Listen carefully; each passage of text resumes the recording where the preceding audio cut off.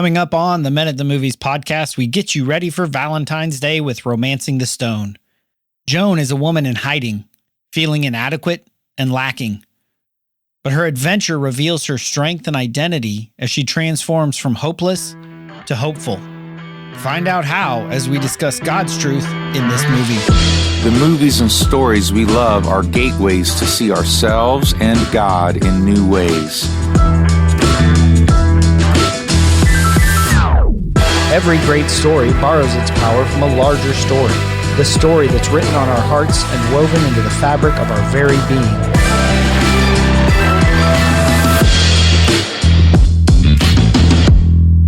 Hello and welcome to the Men at the Movies podcast. My name is Paul McDonald, and joining me from way up in New Hampshire is Sarah. How are you tonight, Sarah? Staying warm. It is the land of ice and snow this evening. Well, yeah, well, you do that. It's down in the South. It's never ice and snow anymore. You know, global warming and all that stuff. Like, it doesn't snow here anymore. That's why we live. Yeah, you just get hurricanes. Yeah, but we're far enough inland. It's not that big a deal. It's like, yeah, it's a little rain, a little wind. We'll be fine. We live on top of a hill. It's like no flooding.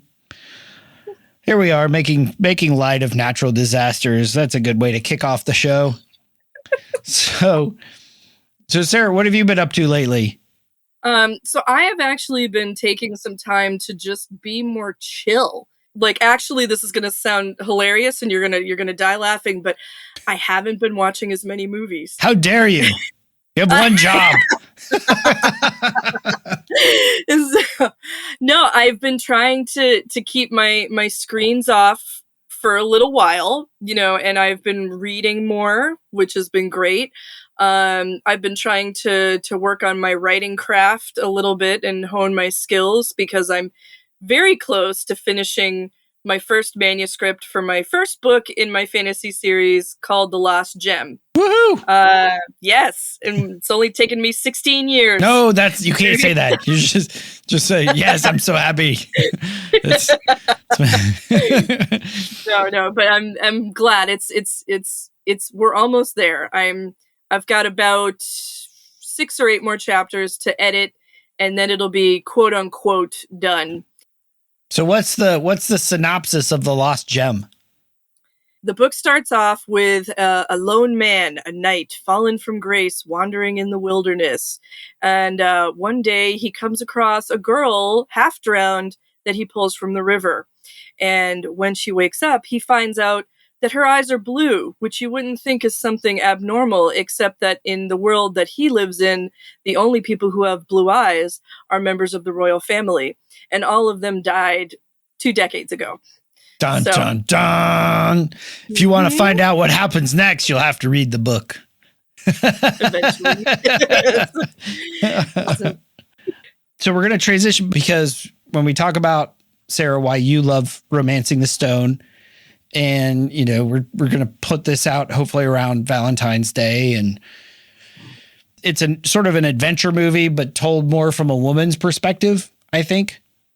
Mm-hmm. And so it's always good. You know, Britt and I and some of the other guests, we're all often talking about what we think this tells us about the heart of a woman.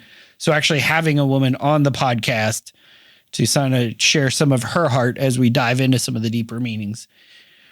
But when we're talking about Romancing the Stone, this is actually one of the chapters of another book you're working on, your devotional book, right? Yes. So why do you love this movie? Why did you pick this one to expound upon? I think one of the things that really drew me to this movie at first was the beginning when, you know, there's like this whole epic Western, you know, thing happening, and you're just like, oh wow, this is like totally different than what I thought it was going to be. And then it all like pans back and it's Joan writing her book, you know, like finishing off. We finished it. Oh God, that's good. Because I'm definitely a writer and I totally have done that exact same thing. So, but I mean, when I was 9, I'm watching this And like, obviously I have no idea what the life of a writer is really like at that point. You know, it's like I'd done some short stories for school and stuff, but I'm watching this and I'm going, wow. So she gets to sit around in her big apartment in her pajamas all day with her cat writing. Oh, dude, I want to be a writer. All in. Like, I want to do that. That looks amazing. You know, so that I think is what drew me. And I'm not going to lie, you know, it's like I was rewatching it last night, you know, to prep for the podcast. And I was like, yeah, I still would like to have her life like that. I want a big apartment to hang around and write with my cat and not have to worry about anything else but my writing. That would be fantastic. But yeah, so I think that was the thing that first attracted me. And then, you know, like that vibe, you know, which was, you know, excitement, jungle adventure, you know, like treasure, you know, and of course, you know, the Goonies came out a year later. So it's again, more adventure, treasure. So yeah, I definitely like that kind of a movie, but it was fun. And I like the way that she starts off, you know, very introverted and like, you know, doesn't come out of her apartment and prefers to just write about really exciting stuff. And then she has this adventure just, you know, thrust upon her that she can't control. It's the first thing in her life that she can't control. And then by the end, you see that she's more of a whole person who really lives instead of just, you know, kind of living vicariously through her novels. So I like the transformation that she goes through. Yeah. And to me, it reminded me a little bit of how Walter Mitty would live in his imagination, in his dreams, but his actual life kind of sucked. Yeah. You know, like when he's talking to Todd from eHarmony, have you gone anywhere or done anything? It's like, nah, not really. It's like she hadn't spent much time outside of her apartment while dreaming up all these big things that men and women around the world just love to read. Yeah. So we're not going to go into the movie that much. It's, you know, we are approaching 40 years old for this movie. That the arc, right. Remember, Joan, the author, her sister, her husband's been murdered. She gets kidnapped and Joan gets a ransom call. You've got to come down, deliver this map to the bad guys. They're searching for this hidden treasure, the gem, the El Corazon. Hijinks ensues. So the way that we're going to do this, especially trying to frame it sort of around Valentine's Day, the time of romance, but this idea that when we see Joan in the beginning, she's lacking something. Like you see, they go to the bar with her publisher, Gloria, and Gloria's looking around at all these jerks. These guys, loser, major loser, lives with his mom. But she's got this mindset, I think, that she is incomplete. She's lacking. She's an incomplete woman because she doesn't have a man in her life. Right? Her Gloria is trying to set her up. And from your reading of the novelization, you were saying that she actually had a man, had an affair with an English professor, and he left her. So now she's sworn off trusting. She's trust is a big thing for her, right? Yes. Yeah. Yeah. She doesn't like to show off her body, because when she was in high school, at one point she went to a pool party where she wore a red bikini, which made her look really good. And all of her girlfriends kind of gave her crap for it because she looked so good and they didn't, you know. And so after that, she never wanted to show off her body again, you know, so she would always wear these big, you know, baggy clothes that hide everything. And then, yeah, she had it when she was in college. She had an affair with her English professor, and the day after they slept together, she found out that he was married and stuff. And so that's why, you know, she not only doesn't trust men, but she goes out of her way to try not to attract them by dressing so down, you know, and stuff. So yeah, so she's got a lot of baggage. Literally. Yeah, nicely done.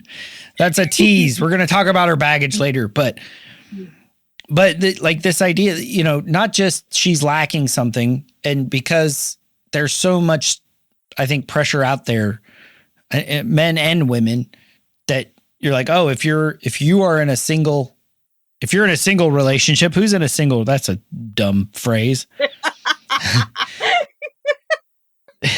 You like that, huh?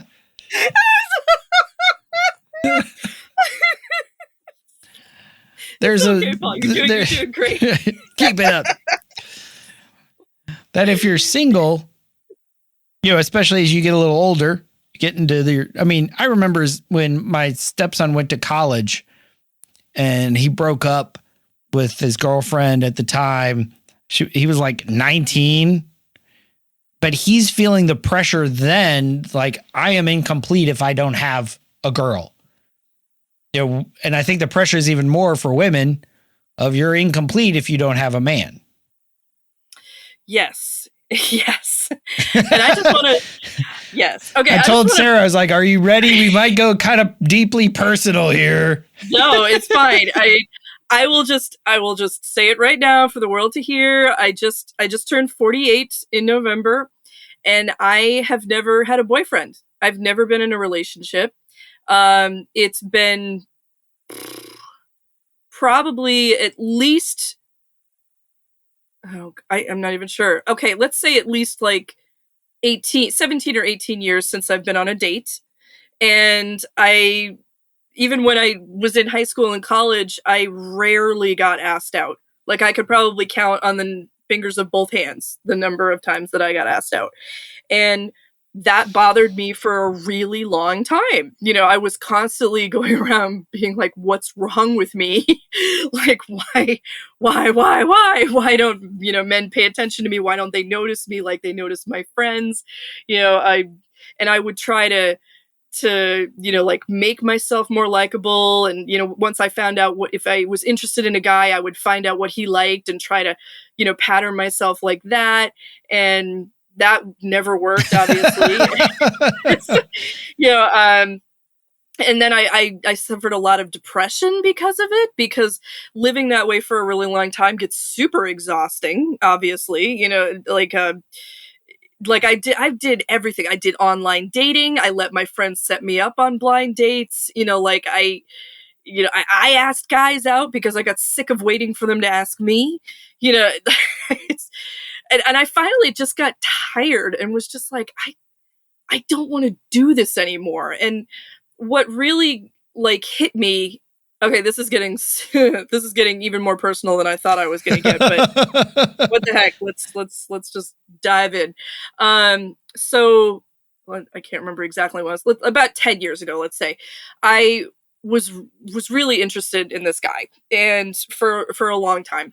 And he was friendly with me. We were really good friends, but he was not interested in me in the same way. And he got married to somebody else. And the day that I found out he was getting married to somebody else, I just had like a little breakdown. Like, I had to drive off in my car by myself and just have a total ugly cry, and I remember being really upset and really angry because it felt like, once again, I'd put myself out there and just been rejected. I mean, nicely, but still rejected. And I remember being really angry at God and just like screaming, like, God, what is wrong with me? What is always wrong with me? Why? Like, what do I have to do? Like, what do I have to change? What do I have to be to make somebody like me? I don't understand. Why has it never, ever been my turn? And I was in the middle of a really stormy, ugly cry, okay? And I heard God's voice clearer than I ever have in my life. And I know that it was God because when he started speaking to me, I stopped crying. And I was at the point where you don't just stop. like I stopped cold, and he was like, Sarah, there's nothing wrong with you. He wasn't right for you. He wasn't right for you. There's nothing wrong with you. And he goes, but, and God made me a promise that I still hold on to. He said, I promise you, this is going to be the last broken heart. There's not going to be any more crushes. You're not going to have any more broken hearts, because the next time that you fall in love, it's going to be with the man that you marry. And that was over 10 years ago. And I haven't fallen in love with anybody since then. So trusting on God's timing, because I truly believe that that is going to happen. And it's caused me to be a lot more careful with the state of my heart and who I give it to, and it's just caused me to pay a lot more attention, to that. Like, and I believe God. I believe that it's going to happen. And I believe that he wants me to do things, and that he wants me to be happy, and he wants me to, have joy and to have a companion, but he wants them to be like when the timing is right. Because truthfully, like where I was 10 years ago, I wouldn't have been very good in a relationship. I had my own baggage that I was dealing with, and stuff. And I'm not saying that I'm ready for anybody now, and stuff. I don't know when I'll be ready, but God does, and stuff. And I trust him. And there have been times when I've been super down and, kind of feeling those feelings again, like, oh, I'm going to be alone the rest of my life. I'm going to die alone and nobody's going to know I'm dead, because I'll be like dead for 5 days before somebody even realizes, hey, where's Sarah? It's just, and stuff. But, so I mean, that was part of it. And then another thing that really changed stuff for me was this amazing book that I read after my father died. This was 5 years ago, called I Don't Wait Anymore. And it was about this woman, Grace Thornton, who wrote the book. And she was going through her life, having good little Christian girl, going to church every Sunday, living a very obedient, life. And, she was watching all of her friends get married and start families. And she was kind of like forever the bridesmaid, never the bride. And she came home from a wedding and she was really upset, because she's like, God, when is it going to be my turn? My life, I'm getting older. My life is going by, like, when is it going to happen? And, she just felt like during her prayer time that God was saying to her, like, I don't want you to wait anymore. You don't have to wait to get married for your life to start.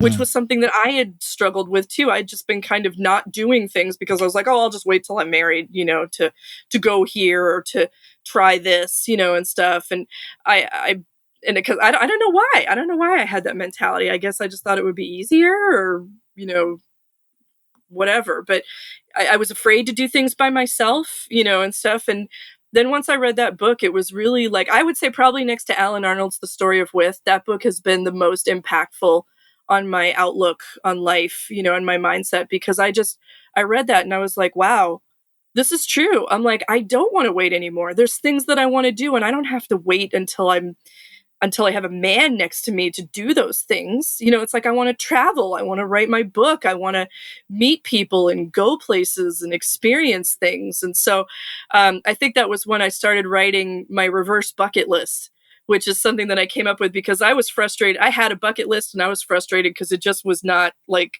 getting shorter. It's like I would try to check stuff off and it just wasn't like, it wasn't getting any smaller, at least not fast enough to suit me. So instead what I did was write a reverse bucket list, which is everything that I have done. And it's amazing. It's like 4 pages long, and it lists all the places that I've been, all the things that I've done, like cool experiences that I've had, like stuff like that. And I look at that every time I get kind of down and feel like I'm like, like kind of a loser that doesn't really have a life. I look at that and I've been like, wow, I've done some super cool things. Dude, I went out to Hollywood for Lord of the Rings Oscar parties. Your name is on the credits. My name is in the credits. It's like all kinds of stuff. I've thrown a pie in somebody's face. I've gone snorkeling in Aruba and fed parrotfish. I went to the Grand Canyon. I've been to Scotland. It's just like I've done tons of things. I graduated college.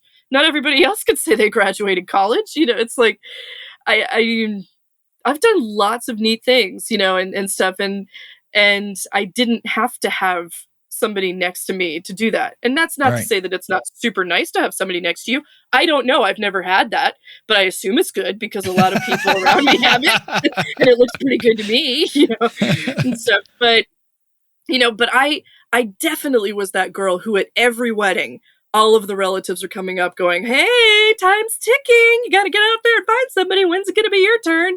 It's and I'd be like, thanks. Yeah. And Yeah, you know, it's like thanks. my mom. Dig that knife in a little deeper. I Throw a know. little bit of salt, maybe a little lemon juice into the wound. Thank you so much. You know, and my mother, God bless her, you know, like this is hilarious. So 2 years ago for Mother's Day, okay, you know, I go to visit her, you know, and stuff, and you know, we're having, you know, lunch together and stuff, and she gives, like, I brought her a present because it was Mother's Day. So it's usually a good idea to do. Yes, I would recommend it. You know, so not only do I give her a present, but she gives my sister-in-law a present, which I didn't think was too weird because my sister-in-law is a mother. You know, Right. She's got my niece. And then she gives me a present. And I'm like, why are you giving me a present for Mother's Day? Well, it turned out it was because my sister was pregnant, you know, and stuff. And so my mother was just so excited. She just had to give presents to everybody, you know, so that's why. But I was still just like, why are you giving me a present? She gave me a set of towels. It's like, I don't have towels. You know, it's just like, you know, whatever. It was a nice thought. I'm glad she gave me towels. But she goes, oh, well, she's like, I know you're not like a biological mom, but you know, you've got all the parts and they still work, you know. She's like, they still do work, right? And I'm like, yes, thank you for asking. Glad we can check on that, but this is just too bizarre. You know what? Where's the dessert? You know, so God bless her. Right up until the day she died, she was hoping that she would, you know, get some more grandkids out of me. But sorry, Mom. But you know what? I like to think that, you know, like, sure, I'm 48 and I'm kind of getting to that age. Maybe I won't have any biological children, but you know, I don't know. Maybe I will. You know, I'm not sure if I kind of want them at this age, to be honest. But you know, maybe I'll meet a guy who already has kids, or maybe we'll adopt, or you know, it is important to me to leave a legacy, which I feel like I'm doing because you know, I have a niece and I have a nephew and I have a lot of little friends, you know, and stuff like that you know, I want. But I think it's one of the things that I've really learned is that, you know, like you were saying, you don't need to have a partner to do important things with your life, you know, to be the person that you were born to be. You don't need to have a partner to do that. It's nice, you know, but it's not a game changer. I think this is a really powerful, and thank you for sharing that, some of the depths of your soul there, Sarah, because I think we've all felt that way at some point. And it may not be about a man or a woman, a partner, a spouse, but we've all felt inadequate. We've all felt lacking. We've all felt, when's it going to be my time?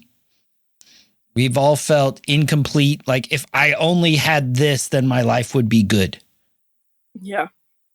And from my experience, the more I chase it, the worse it gets. Right?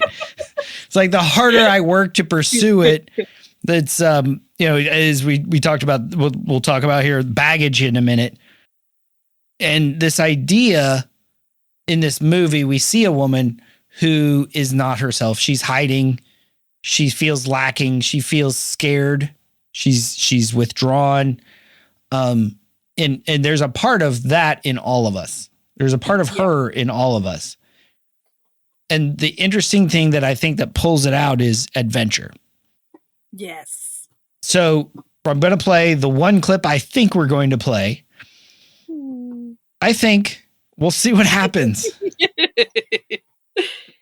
This is very early in the movie. Joan has gotten a phone call from her sister saying, I need you to come down to Columbia, bring this treasure map, or they're going to kill me. And her publisher, her only friend that we see other than Romeo, her cat, is there trying to talk her out of it. But when we talk about what is adventure, because it's really easy to think, oh, I've got to go hike the Appalachian Trail, or I've got to go climb Everest, or I've got to go to the jungles of Colombia. I've got to go to the mission field. I've got to do, you know, these wild, extravagant things. There's a statement at the end of this clip that I think describes exactly what adventure is. Colombia? Do you have any idea what it's like in Colombia? I do. Your books do very well in these macho countries. They have jungles there, Joni. Insects the size of sanitation trucks. Revolutionaries. Have you had your shots? Shots? What shots? You see, you're completely unprepared. Wait a minute. Just hold on. Would you tell me what's going on? Why are you doing this? Elaine is in some trouble. She has a little domestic problem. Domestic problem? Elaine's last domestic problem is finding her husband cut into small pieces. Now, I'm not going to let you do this. You cannot go. Here's Romeo. Now, I want you to promise me to feed him and hold him at least once a day. You're going to need something stronger than that. Listen to me. You get bus sick, seasick, plane sick, train sick. You practically puke riding on the escalator. Bloomingdale's, for God's sake. Well, a lot of people get sick in department stores. Joni, please, don't go. You're not up to this, Joan, and you know it. I know. But she's my sister. You're not up to this, and you know it. And that's what adventure is. I was sitting around with some of my friends a couple of weeks ago and sort of had a little mini breakdown and the words I was using was like, I just feel so completely over my head and overwhelmed. It's like, I don't know what I'm doing. I feel like it's a mistake, whether it's parenting my kids or career choices or whatever, you know? I'm like, I don't know what I'm doing. And I think that's where God invites us. Morgan Snyder talks about this as being sort of our frontier. What's our frontier? Where is new territory that God is taking us into? Because what we see in this movie is adventure is where our identity is revealed. Yes. So Sarah, how is Joan's true identity revealed through the sort of the plot mechanics of this extremely well written and really funny movie? Well, I think one of the ways that it starts really coming out is, as her journey goes along.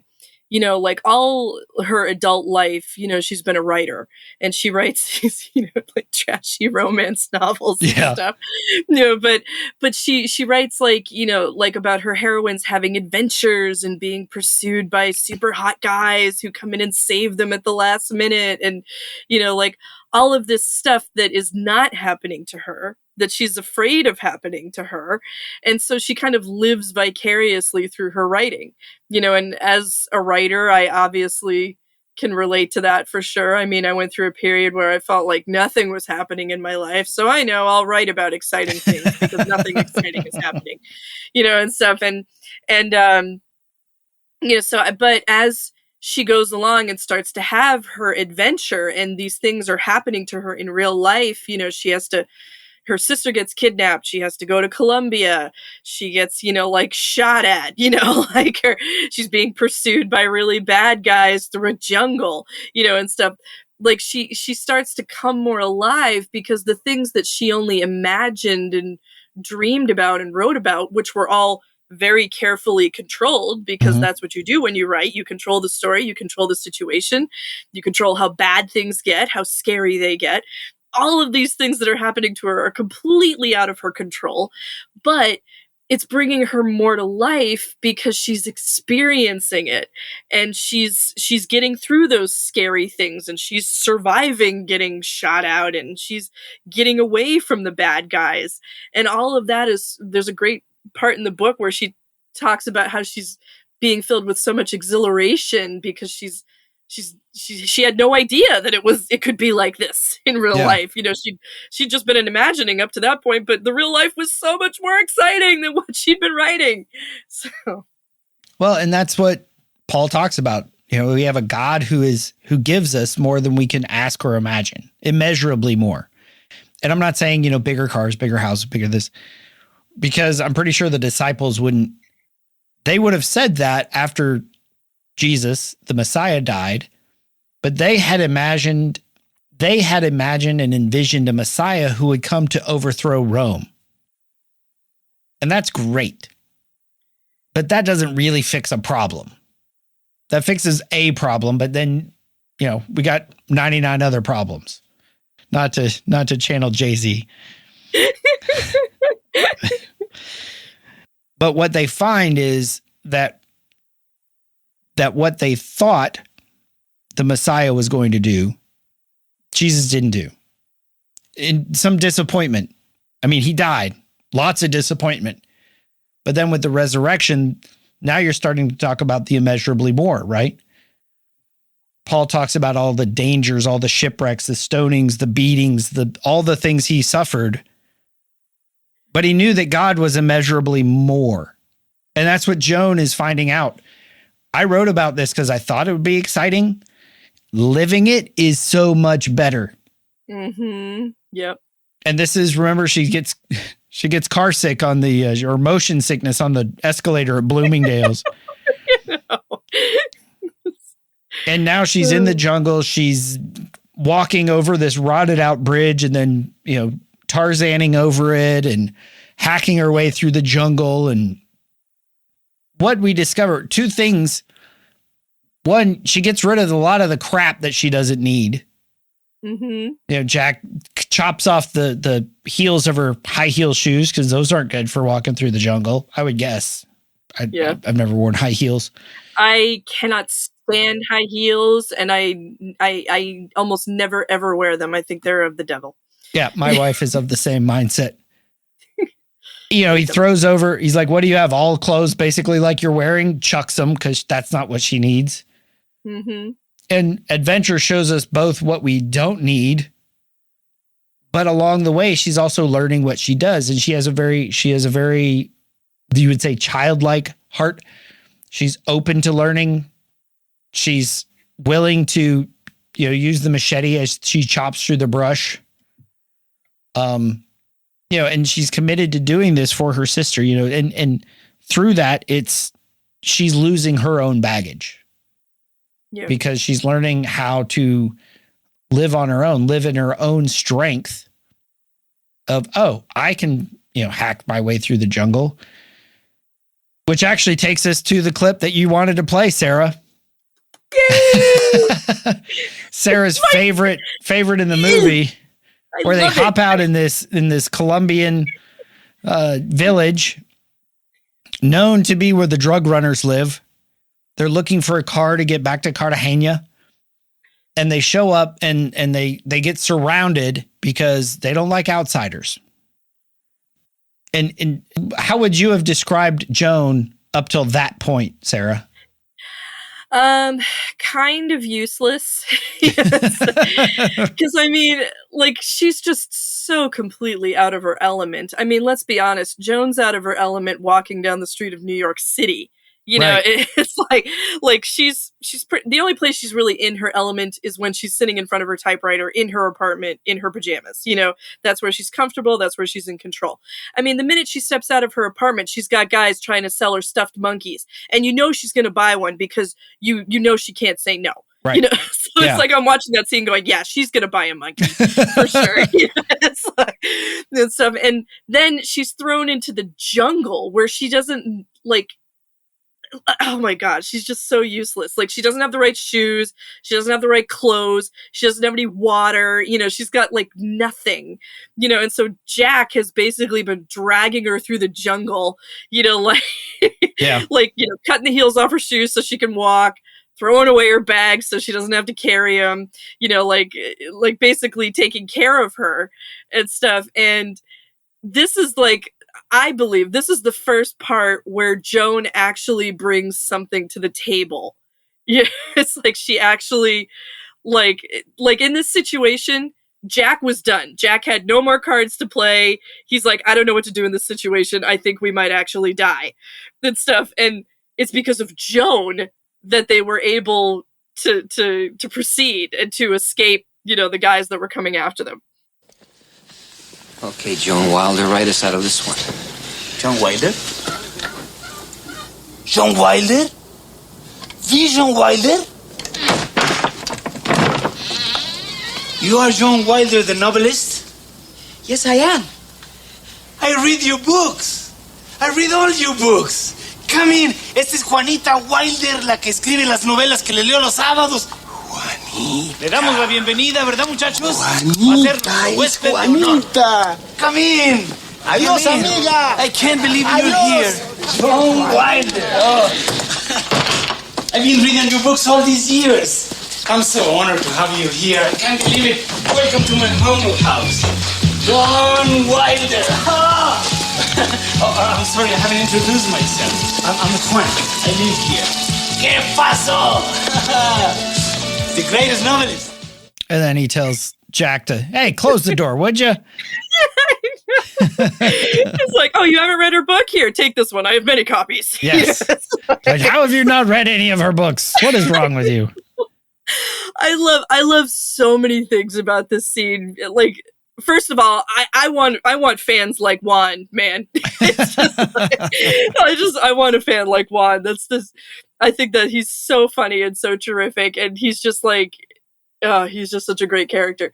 And I love the way the writing is done in this scene, because it's so unexpected. I mean, they're in the middle of like back end of nowhere Colombia, you know, Yeah. and stuff, and they're in the middle of this like village that's run by Colombian drug lords that are ready to like murder them, and then they're fans of her trashy romance novel. But I love that it was in Spanish there, but he says this is the author whose books I read you on Saturdays. And this picture of these drug lords having this story circle where he's reading her trashy romance novels.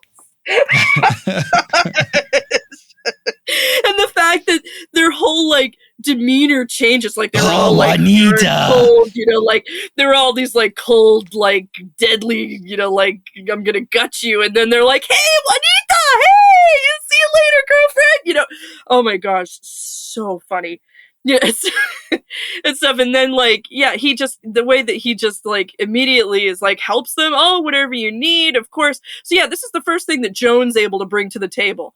The fact that she's using her gifts as a writer, and that has paid off because they've run into one of her fans who is able to help them escape in his kick-ass Bronco. El Pepe, Lil Pepe. My little mule. Yes. That whole sequence is just so much fun because Juan is having a blast. This is like his dream come true. He has met his favorite person on the face of the earth. Oh, you need me to help you get away? Let's get in my truck. And he's like, they're being fired on by secret police. And he's going, oh, see over there by the fence? That's where my mother was born. And that tree, my brother planted that tree. He's just like totally oblivious to the fact that they're about to be gunned down. You know, he's just having a blast because, again, he is living through Joan's books. He finally gets to have an adventure like he's been reading about. This is what he's been dreaming of. You know, and so even because he even says to her, he's like, look at this hat, like it? I could be in one of your books, you know? Yeah. And stuff. And so I love that so much. But what's really cool is I think it touches on it in the movie a little bit, but in the book afterwards, Joan talks about how, you know, like they finally escape, you know, and, you know, get, you know, so close to being, you know, like again, gunned down. You know, she talks about how exhilarated and giddy she feels, how close they came to like almost dying, you know, and, you know, crashing into the river and being shot at. She's like, I haven't been this carefree and this happy, you know, since I can't remember when. And it's coming like that close to death that has given her like that much joy. Right. And it really makes me think a little bit of your reverse bucket list. Yeah. You know, if we focus on the things we haven't done that we're not accomplishing, that's kind of a downer. Yeah. And that's really what Jack was focusing on is I got to drag you through the jungle. I'm doing it for the money. Which, by the way, really was not that much money. I mean, well, back in the $80s, maybe in Colombia. Well, I looked it up. That amount of money today would still be like just over $1,000. It would be like $1,030. Yeah, I mean, it's not like a big. Well, he agreed to the price before he knew she was being hunted by the Gestapo of Colombia. Yeah, that's true. I mean, like if I guess if it was me and all I had to do was take a woman to a telephone, I'd probably do it for $1,000. Yeah. But I don't know if I'd stick to it once I knew everything that was Yeah, I'd be involved like, in it. oh, there's some extenuating circumstances here. The price is quadrupled. Yeah, seriously. I didn't know there was going to be secret police involved. Yes. But the interesting thing is, so Jack sees Joan as the writer, as the novelist, as someone not prepared to live in the world in which he lives in. Juan sees Joan as the source of these novels. Like, he's looking at her as already, like, basically because she's come up with all this stuff, she must live it. Like you exactly said, I could be a character. Like, that's what he was doing. He was a character in her novels. He basically entered into her novels by getting to take her in the truck. Yeah. And that way of looking at her, and it really shifted the way that Jack looked at her. He started reading the book and, started seeing her as who she was, not who she wasn't. Mm-hmm. And that's where I think that adventure reveals our identity. When we get in those places that are over our head, that we know we don't belong, but we go anyway because we trust that God's going to kind of catch us when we fall. And we see that at the end because she's fighting with, what's the dude's name? Zolo. She's fighting with Zolo, who's the big bad secret police guy who kills with impunity. Or is it kills without impunity? Which one is it? I don't know. He's bad. He kills. He kills and doesn't care. And so she's up in a tower fighting for her life. Jack's got the gator by the tail, trying to still get El Corazon so he can buy the boat. How will you die, Joe? And she's screaming, Jack, come save me, come save me. And he finally climbs up the tower and gets there, but she's already defeated Zolo. Mm-hmm. Like, she didn't need to be rescued. Yep. And that's that discovery that we have to go through. And sometimes it feels like we're fighting Zolo and our life is almost at an end because we're overpowered. Which it's funny. I was rewatching that scene last night and I was just like, why is she even fight? Why doesn't she just run away from him? I mean, he just had his hand bitten off. He's moving like a zombie. What is he going to do? Like, really, he's got one hand, his life is bleeding away. It's just like, why is she standing and even fighting him? I probably would have taken his wrist stump and squeezed, and giving him some real pain, and I just thought that was really funny. I was like, why is she even fighting him? Why doesn't she just run away? But movie's got a movie, so whatever. But I think when we cease screaming for our rescue to stuff that can't actually rescue us, Jack couldn't rescue her, right? He was out of bullets, couldn't climb the mountain. And we look at a lot of things to rescue us. It could be a man or a woman, a spouse, a partner. It could be kids, could be a job. It could be, the sense of belonging. It could be accomplishment. It could be adventure, even adventure in its own pursued for its own sake. And we look at that stuff to rescue us, just like you were feeling that day 10 years ago. Yep. And you were just like kind of crying for a man to come save you from yourself. Yeah. Because we already have a rescuer. God knows who we can be. He knows who we are. And he's just waiting for that to be revealed. Yeah. Through whatever method that it is. Right. I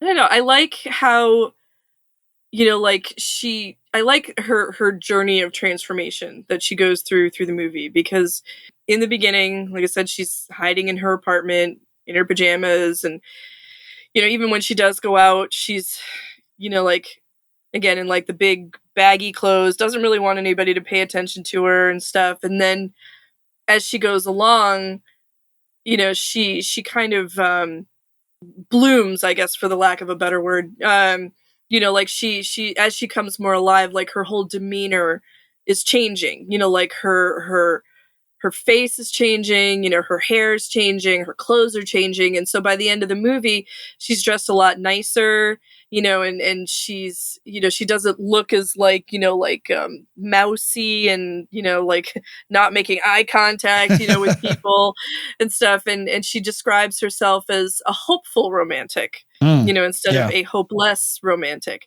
And don't get me wrong, I'm not getting down on people who dress in baggy clothes at all. I live in jeans and flannel shirts. For sure.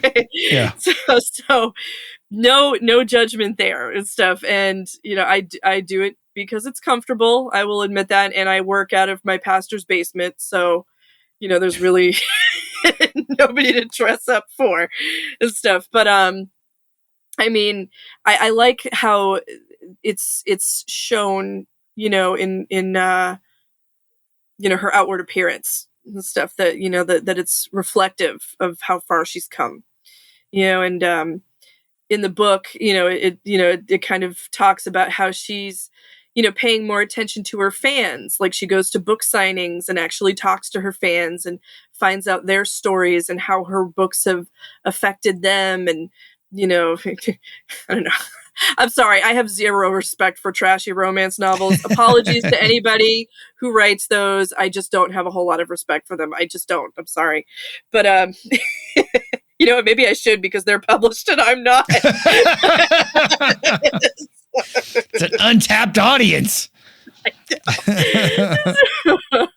But, she finds out that the lost gem's going to take a surprising turn. Oh gosh, heck no, not even. Like her books have really encouraged people and, like given them hope and, entertainment, I guess, at the very least, and so she, she enjoys, finding out her readers' stories and how, her work has affected their lives. And then, of course, at the end, Jack comes back to get her, which is nice because, she describes herself as a hopeful romantic. So she's not like looking out the window, longing for him, really sad that he's not there, wondering if he's ever going to come and, what happens if he doesn't. She's just kind of like, I'm sorry, I got to bring it out. Alan living with anticipation and expectancy, and stuff. She's like, you know what? I believe that he's going to come back someday and it'll be amazing when he does. But until that happens, it's like, I'm just going to live my life and enjoy it. Kind of like what I did, it's like God made me this promise and I could sit here like waiting every single day being like, is that him, Lord? Is this today? Is it today? Is it today? It's like and stuff, but I don't want to do that because why?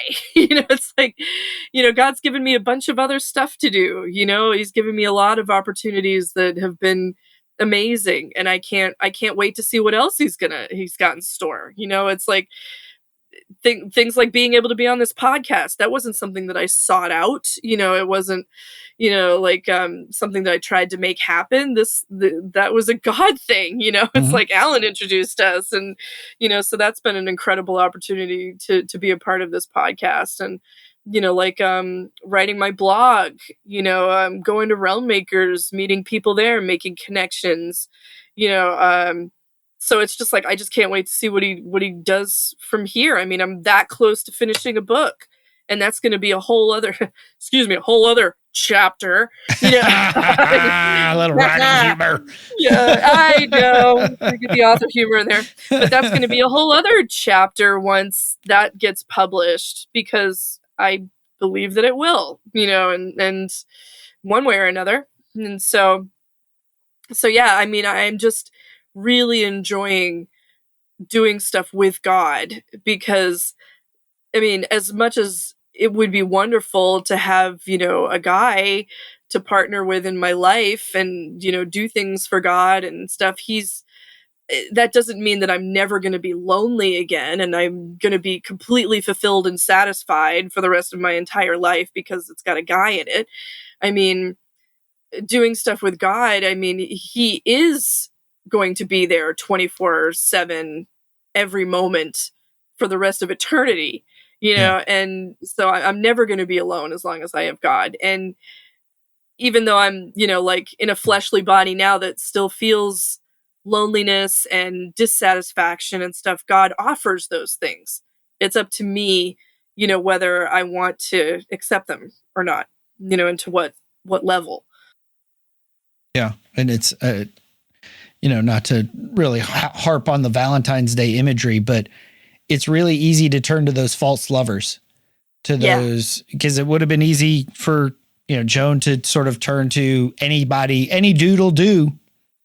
Right. Yeah. And that mindset of just taking, when she had that mindset of this picture of the guy that was planned for her in her Jesse. books was Jesse. Yeah. And so that idea, like, I want to encourage the people out there, like, get rid of your bucket list and start working on your reverse bucket list. Look at the things that you've done today.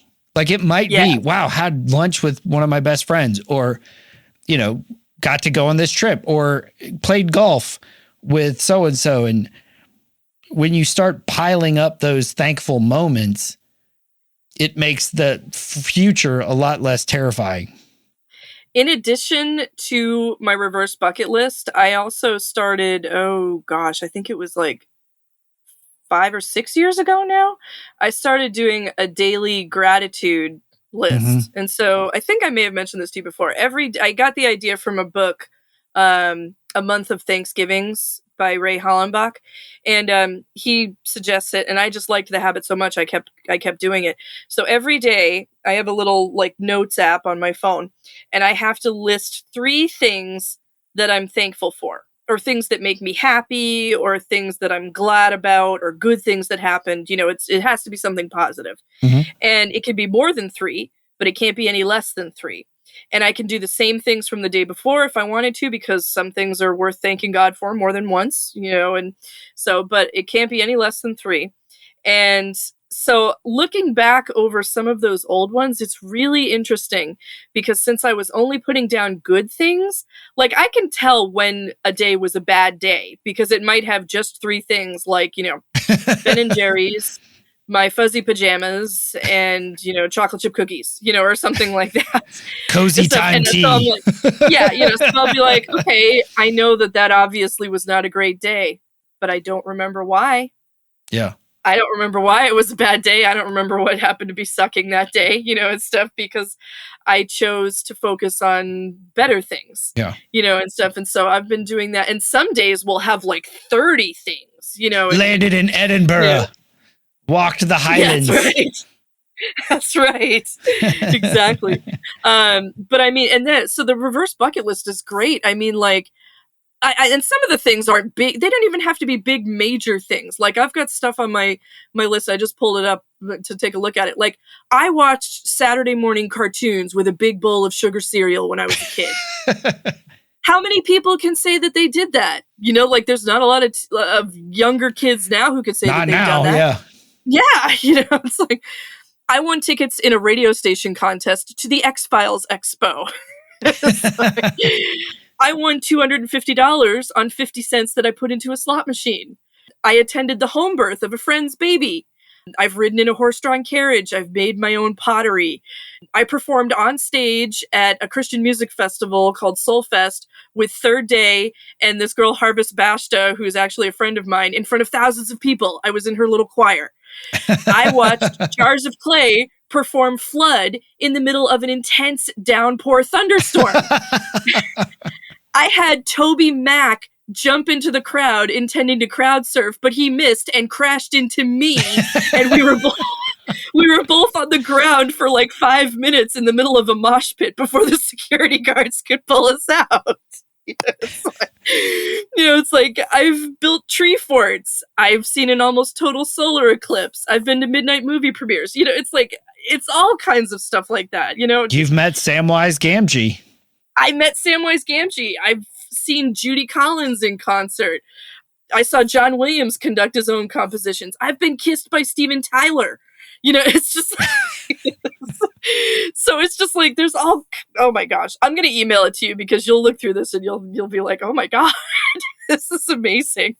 It's like I've flown first class. I've gone ziplining. I've gone cliff jumping. It's like I've picked a pumpkin from a pumpkin patch. It's like it goes on and on and on. But it's just like when I highly recommend it because once you start like if you make a point to sit down and really look at your life and see the things that you've done, some things that you've done might not seem like a big deal to you, like, oh, I give my kids haircuts, or something like that. Well, how many people know how to do that? I wouldn't trust myself cutting a kid's hair, it's like, and all kinds of stuff, like, oh, I know how to hem jeans, it's just, there's so many things that we can do that we don't realize are amazing until we're standing next to other people that have never done them or don't know how to do them or physically can't, and stuff. And so, I've been working on my reverse bucket list for, I don't know, several years, at least like 3 or 4 years. And I actually just looked up and I said it was 4 pages. It's actually 8 pages.